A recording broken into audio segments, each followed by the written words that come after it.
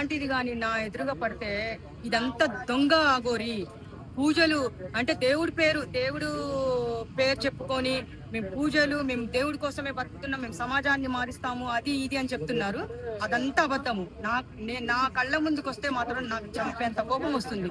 ఎందుకంటే తల్లిదండ్రుల్ని అంత ఏడిపించకూడదు. మరి జనాలు ఎందుకండి లక్షలు 8 లక్షలు 10 లక్షలు వాళ్ళని నమ్మి అలా ఇవ్వడం అది అంటే వాళ్ళు ఫేమ్ చెప్తున్నారు. ఇప్పుడే చెప్పాను కదా, వాళ్ళు వాళ్ళు ఏమంటున్నారు, సమాజం కోసం మేము మారాలి, పూజలు ఏదో చెప్తుండే కదా, మేము ఇట్లా ఏది అది ఎన్నో లింగాలు అని చెప్పేసి అక్కడంతా మేము తిరిగి రావాలని 12 జ్యోతిర్లింగాలు అక్కడికి వెళ్ళేసి వస్తామని. ఎక్కడికి ఒక్క గుడి కన్నా వాళ్ళు వెళ్ళింది పూజ చేసింది మీరు చూసారా? లేదు కదా. మరి ఏం తిరిగి వస్తారు? ఎంతసేపు కార్లోనే ఉంటారు వాళ్ళు, కార్లోనే లైవ్ ఇస్తున్నారు.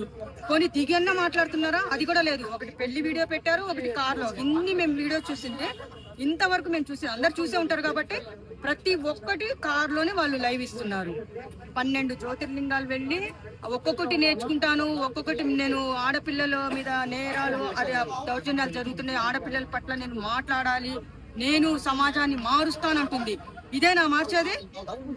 ఇట్లానే నా మారుస్తారు సమాజం అంటే? ఒక ఆడపిల్ల చెప్పడానికి సిగ్గులేదా?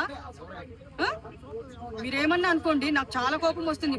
ప్రతి ఒక్క లైవ్ లో వస్తే వాళ్ళమ్మ ఎంత ఏడుస్తుంది పాపము. వాళ్ళ అమ్మని అంటుంది, వాళ్ళ నాన్నని అంటుంది, వాళ్ళ అన్నని అంటుంది, అందరిని అంటుంది.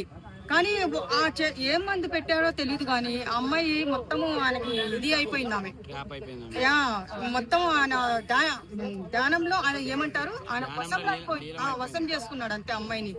కానీ ఇంకో అమ్మాయి రాధిక అనే అమ్మాయి వచ్చింది. ఇంకా ఎంతమంది ఉన్నారో, ఎంతమంది వస్తారో. ఆడియో రిలీజ్ కూడా అయింది. వాడు ఏమంటున్నాడు, లవ్ యూ రాది ఏదో అంటున్నాడు, షార్ట్ కట్ లో పిలుస్తున్నాడు ఆయన. ఆడియో రిలీజ్ ఈరోజు చూసాను నేను. 10 లక్షలు కూడా తీసుకున్నాడు అని